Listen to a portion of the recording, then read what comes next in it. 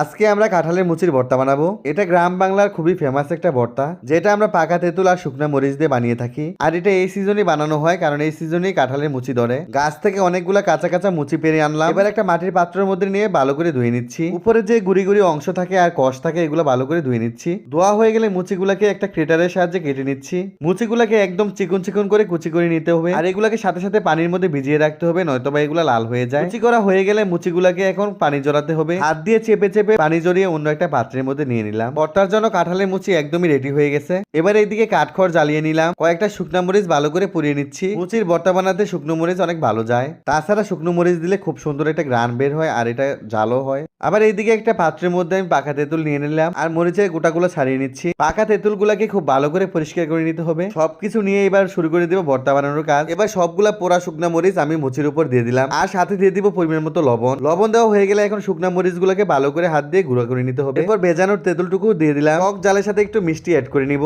এজন্য এখানে হালকা পরিমাণে চিনি দিয়ে দিলাম। এবার তেঁতুলগুলা চিনির সাথে ভালো করে মিশিয়ে নিচ্ছি। এবার সবগুলা উপকরণ মোচার সাথে হাত দিয়ে মিশিয়ে নিলাম। আমাদের ভর্তা বানানো প্রায় শেষ। এই হলো মুচির ভর্তার ফাইনাল লুক। খেতে তো মাশাআল্লাহ দারুণ লেগেছে। দেখেই মুখে পানি আসার মতো একটা ভর্তা। তোমাদের কাছে কেমন লেগেছে অবশ্যই কমেন্টে জানিও। তো আজ এই পর্যন্তই, দেখা হবে নতুন কোনো ভিডিওতে।